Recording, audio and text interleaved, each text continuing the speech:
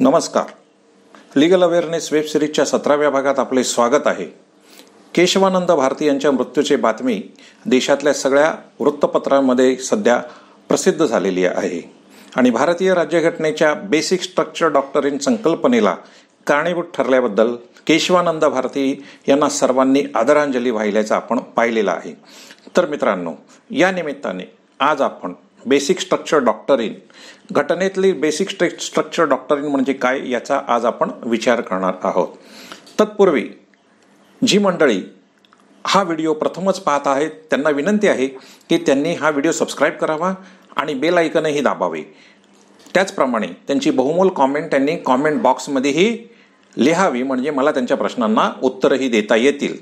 तर मित्रांनो, केशवानंद भारती वयाच्या 18व्या वर्षी केरळमधील कासारगोड जिल्ह्यातील एडनीर या मठाचे मठाधिपती म्हणून वयाच्या 18व्या वर्षीच नियुक्त झाले. ते 30 वर्षाचे असताना केरळ सरकारने लँड रिफॉर्म कायद्याखाली मठाची जमीन घेण्याचा आदेश दिला. त्याविरुद्ध त्यांनी सर्वोच्च न्यायालयामध्ये रेट पिटिशन म्हणजे जनहित याचिका केली आणि या निर्णयाला आव्हान दिले. सर्वोच्च न्यायालयामध्ये त्यांची बाजू त्यावेळेचे देशातील प्रख्यात वकील श्री नानी पालखीवाला यांनी समर्थपणे मांडली. सोली सोराबजी आणि फली नरिमन हे त्यांचे सहाय्यक या खटल्यामध्ये होते. या याचिकेचा निकाल भारताच्या न्यायिक इतिहासात सुवर्णाक्षराने लिहावा असा लागला.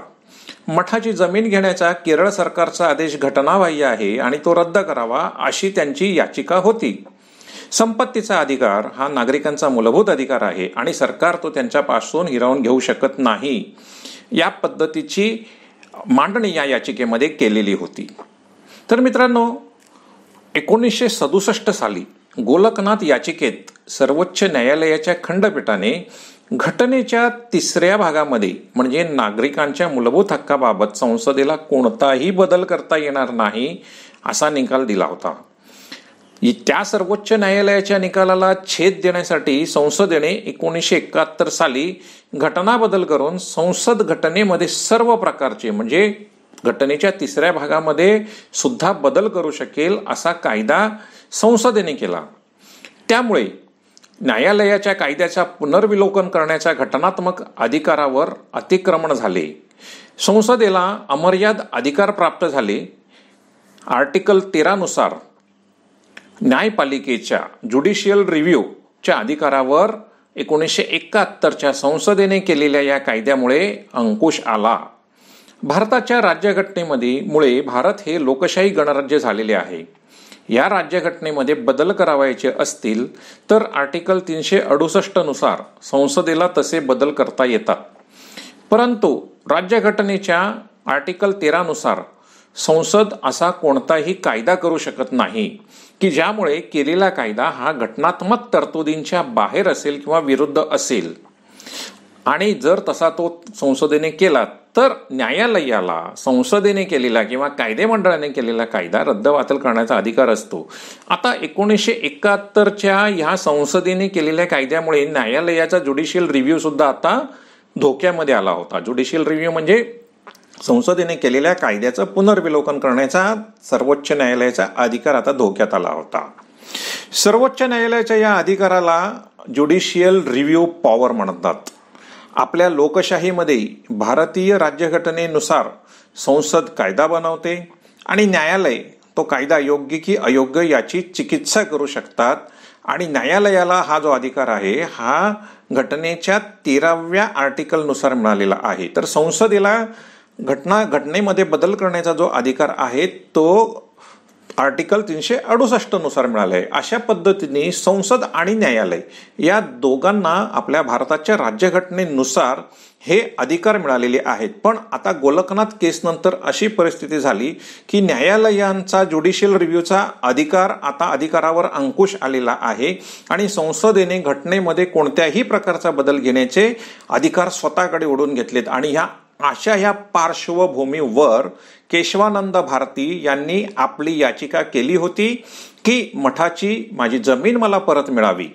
आणि या पार्श्वभूमीवर हा खटला जेव्हा सर्वोच्च न्यायालयाकडे आला त्यावेळेला सर्वोच्च न्यायालयाने त्या संधीचा उपयोग करून या केशवानंद भारती केसमध्ये असा काही निर्णय दिला की ज्याच्यामुळे बेसिक स्ट्रक्चर डॉक्टरीन म्हणजेच घटनेची मूलभूत तत्व कोणती आहेत, ती कशी आहेत आणि त्याला धक्का न लावता संसद कशा पद्धतीने घटनात्मक बदल करू शकतात या संबंधीचा उहापोह केशवानंद भारती खटल्यामध्ये झाला.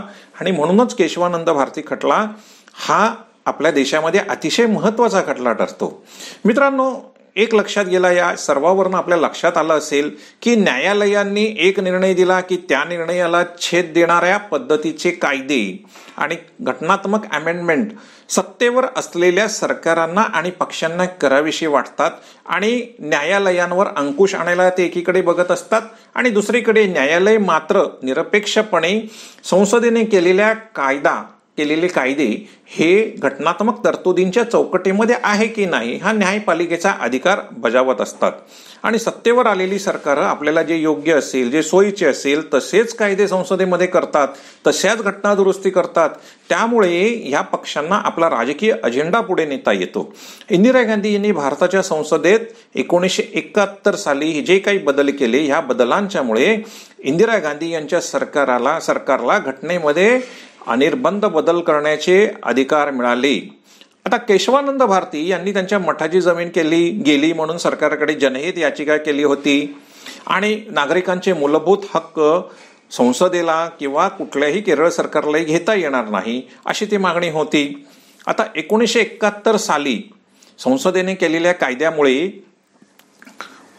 न्यायालयाचे ज्युडिशियल रिव्ह्यू अधिकार एकीकडे धोक्यात आला होता आणि तशात केशवानंद भारतींनी केलेल्या ह्या केसमुळे सर्वोच्च न्यायालयाला एक संधी प्राप्त झाली आणि ह्या संधीमुळे सर्वोच्च न्यायालयाने एकूण 13 न्यायाधीशांचं घटनापीठ नेमलं आणि केशवानंद भारतीच्या खटल्यामध्ये नेमका निर्णय देण्याचा विचार केला. आता या याचिकेमध्ये न्यायालयाने हृदयार्थाने केशवानंद भारती यांच्या बाजूने निकाल दिला नाही, परंतु या खटल्यामध्ये आधीच्या सर्वोच्च न्यायालयाच्या गोलकनाथ खटल्यातील निर्णय बदलला गेला आणि संसदेला आर्टिकल 368 नुसार घटना बदल करण्याचा अधिकार आहे आणि घटनेच्या 3ऱ्या भागामध्ये म्हणजे मूलभूत अधिकारामध्ये सुद्धा बदल करण्याचा अधिकार आहे असं केशवानंद भारती खटल्यामध्ये सांगितलं. घटनेच्या 3ऱ्या भागामध्ये म्हणजे मूलभूत अधिकारांच्या भागामध्ये संसद बदल करू शकतो, परंतु केशवानंद भारती केसमध्ये असं सांगण्यात आलं की संसदेला जर नागरिकांच्या मूलभूत हक्कांच्या बाबत जर काही बदल करायचे असतील तर ते बदल संसदेच्या मूलभूत चौकटीमध्ये म्हणजे बेसिक स्ट्रक्चरच्या ला धक्का न लावता तसे बदल करता येतात. म्हणजे आता बघा काय झालं, आता असं झालं की गोलकनाथ खटल्यामध्ये संसदेचे घटनात्मक बदल करण्याचे अधिकार काढून घेतले होते, ते आता संसदेला परत मिळालेत. फक्त संसदेवर एक अधिकचं बंधन इथे असं आलेलं आहे की संसद कुठल्याही पद्धतीने राज्यघटनेची मूलभूत चौकट म्हणजे बेसिक स्ट्रक्चर याला धक्का लावू शकत नाही आणि हा अत्यंत क्रांतिकारी निर्णय होता. कारण या निर्णयामुळे राज्यघटनेला असं बेसिक स्ट्रक्चर आहे आणि ह्या बेसिक स्ट्रक्चरचा मान संसदेने म्हणजे कायदे मंडळाने हा राखलाच पाहिजे. हा नवा नियम अस्तित्वात आला आणि म्हणूनच त्याला बेसिक स्ट्रक्चर डॉक्टरीन म्हणतात आणि ह्या अत्यंत क्रांतिकारी अशा पद्धतीचा हा निर्णय ठरला. आता न्यायालयाने घटनेची मूलभूत चौकट आणि मूलभूत तत्व कोणती आहेत हे या खटल्यामध्ये सांगितलं आणि ह्या मूलभूत चौकटीला धक्का न लावता संसदेला बदल करण्याचा अधिकार आहे हाही संसदेला आता मिळाला. 13 पैकी 7 न्यायाधीशांनी या निर्णयाच्या बाजूने मतदान दिले आणि 6 न्यायाधीशांनी विरोधी निकाल दिला. याचा अर्थ काय होतो की हे जे 6 न्यायाधीश विरोधी निकाल देत होते त्यांना हे बेसिक स्ट्रक्चर थिअरी किंवा बेसिक स्ट्रक्चर हे मान्य नव्हतं आणि या 6 न्यायाधीशांना कदाचित असं म्हणायचं असेल की घटनेला असं काही बेसिक स्ट्रक्चर नाही आणि संसदेला घटनेमध्ये अनिर्बंध बदल करण्याचा अधिकार आहे, परंतु ते मायनॉरिटीमध्ये असल्यामुळे आणि 7 न्यायाधीश मेजॉरिटीमध्ये असल्यामुळे बेसिक स्ट्रक्चर डॉक्टरीन किंवा बेसिक स्ट्रक्चर थिअरी किंवा घटनेचा मूलभूत ढाचा किंवा घटनेची मूलभूत चौकट या तत्वाचा उदय झाला. जस्टिस HR खन्ना हे देखील या पॅनेलवर होते. आता या पॅनेलचे या घटनापीठाचे प्रमुख चीफ जस्टिस SM सिकरी होते आणि त्यामध्ये जस्टिस HR खन्ना यांनी बेसिक स्ट्रक्चर डॉक्टरीन या मागचं की नेमकी कारणं कुठली आहेत, त्याचं रिझनिंग काय आहे, याच्यामागे तत्व कुठली आहेत, हे स्पष्टपणे लिहिल्यामुळे बेसिक स्ट्रक्चर डॉक्टरीनकडनं हे अतिशय सोपं झालं. तर मित्रांनो, बेसिक स्ट्रक्चर, घटनेचं मूलभूत तत्व किंवा बेसिक स्ट्रक्चर काय आहे, तर ते असं आहे. पहिली गोष्ट म्हणजे सुप्रीमसी ऑफ द कॉन्स्टिट्यूशन, म्हणजे घटना सर्व कायद्यांच्या पेक्षा सर्वश्रेष्ठ आहे.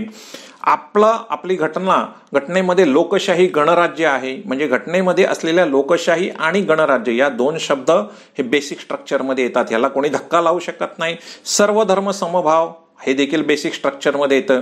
कार्यकारी मंडळ आणि कायदे मंडळ म्हणजे एक्झिक्युटिव्ह आणि लेजिस्लेचर, त्याचप्रमाणे न्यायपालिका, हे सगळे तिघही जण समान पातळीवर असून तिघांमध्ये पॉवरचं इक्वल डिस्ट्रीब्युशन झालेलं आहे. तिघांना समान शक्ती आहेत आणि कोणीही एकापेक्षा वरचढ दुसरं कोणी नाही. या तिघांनी एकमेकांवर अंकुश ठेवून एकमेकांच्या समन्वयाने राज्यघटनेचं पालन करून देशाची लोकशाही जिवंत ठेवण्याची जबाबदारी असणं हे देखील घटनेचं बेसिक स्ट्रक्चर आहे.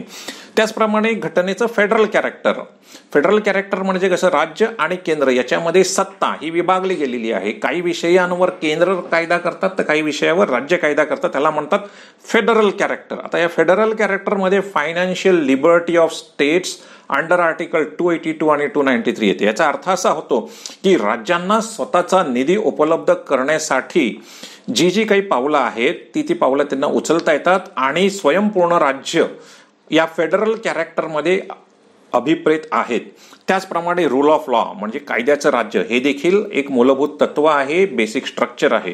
ज्युडिशियल रिव्ह्यू, मगाशी मी सांगितल्याप्रमाणे भारताच्या राज्यघटनेच्या आर्टिकल 13 मध्ये ज्युडिशियल रिव्ह्यू म्हणजे घटनेच्या विपरीत कोणालाही कायदा करता येत नाही आणि असा जर कोणी कायदा केला म्हणजे कुठल्याही राज्याने कायदा केला किंवा संसदेने केला तर त्याचा रिव्ह्यू करण्याचा, त्याचा पुनर्विलोकन करून तो रद्दबातल ठरवण्याचा अधिकार सर्वोच्च न्यायालयाला आहे.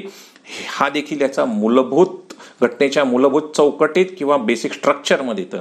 त्याचप्रमाणे आर्टिकल 32 आणि 226 म्हणजे आपण जनहित याचिका करतो आर्टिकल 32 नुसार सर्वोच्च न्यायालयात करतो आणि 226 नुसार राज्यातील हायकोर्टांच्याकडेही करतो, उच्च न्यायालयांच्याकडे करतो. हे एक मूलभूत तत्व आहे.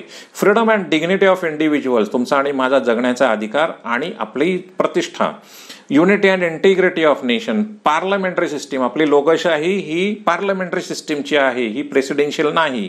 तर पार्लमेंटरी सिस्टीम हा बेसिक स्ट्रक्चरचा भाग झाला. इंडिपेंडन्स ऑफ ज्युडिशियरीचं स्वातंत्र्य हा देखील बेसिक स्ट्रक्चरचा भाग झाला. तर मित्रांनो, अशा रीतीने देशात प्रथमच घटनेचे बेसिक स्ट्रक्चर म्हणजे काय हे सांगितलं गेलं.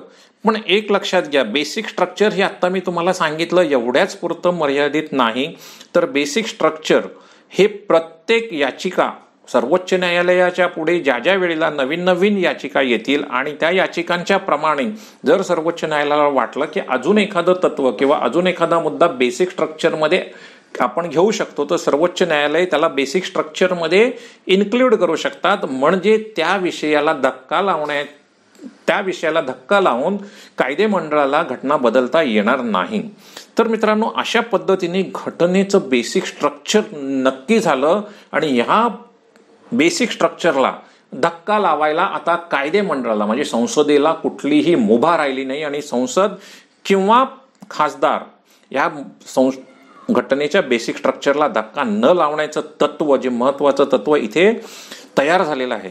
आणि हे तत्व 1981 साली मिनर्वा मिल खटल्यामध्ये देखील अधिक सखोल पद्धतीने मांडलं गेलं. त्यावेळेला मुख्य न्यायमूर्ती यशवंत चंद्रचूड होते, त्यांनी देखील बेसिक स्ट्रक्चरची व्याख्या अधिक सुस्पष्ट केली आणि याबाबतची अधिक माहिती त्यांच्या निकालपत्रात लिहिली.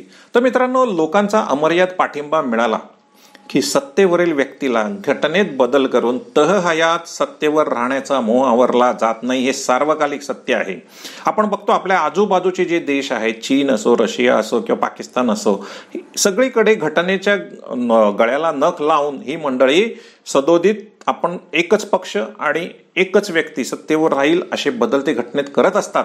परंतु आपल्या या बेसिक स्ट्रक्चर डॉक्टरीनमुळे आपल्या देशातील कोणत्याही व्यक्तीला घटनेच्या आणि लोकशाहीच्या गळ्याला नख लावायला बंदी घातली गेलेली आहे.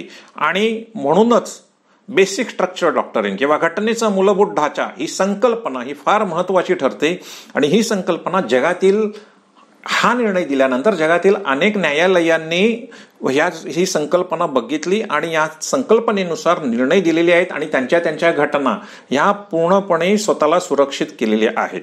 तर मित्रांनो, ह्या अशा पद्धतीचे निर्णय जेव्हा न्यायालय देतात तेव्हा ते सत्ताधाऱ्यांना सहन होत नाही. त्याचप्रमाणे केशवानंद भारती खटल्यामध्ये देखील आलेला हा निर्णय की ज्याच्यामध्ये संसदेला घटनेच्या बेसिक स्ट्रक्चरला धक्का लावायला मनाई केली गेलेली, हा इंदिरा गांधींना काही सहन झाला नाही. ह्या निर्णयाच्या नंतर मुख्य न्यायमूर्ती सिकरी 1 महिन्यांनी निवृत्त झाले. 1 महिन्यांनी सिकरी निवृत्त झाल्यानंतर त्यांच्या नंतरचे जे 3 सेवाज्येष्ठता असलेले न्यायमूर्ती शेलाट, हेगडे आणि ग्रोवर यांना डावलून इंदिरा गांधी यांनी त्यांचे ज्युनियर A.N. रे, ज्यांनी या बेसिक स्ट्रक्चर डॉक्टरीनच्या विरुद्ध निकाल दिला होता, त्यांना सर्वोच्च न्यायालयाच्या मुख्य न्यायमूर्तीपदी बढती दिली. तर मित्रांनो, लक्षात घ्या, अशा पद्धतीने सत्ताधारी आणि न्यायपालिका यांच्यामधलं द्वंद्व हे लोकशाहीमध्ये चालू राहिलेलं आहे. ते काही फारसं चांगलं नाही, परंतु न्यायपालिकेचा जे मुख्य काम आहे ते असं आहे की भारतीय राज्यघटनेनुसार भारताचं सार्वभौमत्व आणि घटनेचं रक्षण करणं, लोकशाहीचं रक्षण करणं आणि जेव्हा जेव्हा नागरिकांच्या अधिकारावर कायदे बनवून टाच आणतात, त्याच्या लोकशाहीच्या गळ्याला नख लावतात, त्या वेळेला न्यायपालिकेने निरपेक्षपणे आणि कुठल्याही दबावाखाली न राहता, कुठलीही भीती न बाळगता लोकशाहीचं संरक्षण करणं हे आद्य कर्तव्य आहे. आणि केशवानंद भारती केसमध्ये न्यायमूर्ती S.M. सिकरी यांनी नेमकं तेच केलं आणि आपल्या देशाला अशा पद्धतीच्या कुहेतूने घटनेमध्ये बदल करणाऱ्या राजकारण्यांच्या पासून वाचवलेला आहे. आणि म्हणूनच केशवानंद भारतींना या निमित्ताने एक कडक सलाम ठोकून आजचा आपला हा विषय आपण बंद करूया. असेच विषय मी यापुढेही मांडत जाणार आहे. ज्यांनी कोणी हा चॅनेल अजूनही सबस्क्राईब केला नाही त्यांना विनंती आहे की त्यांनी हा चॅनेल सबस्क्राईब करावा, बेल आयकन दाबावं आणि त्याचप्रमाणे कॉमेंट बॉक्समध्ये आपली बहुमोल कॉमेंट लिहावी. धन्यवाद. Stay home, stay safe.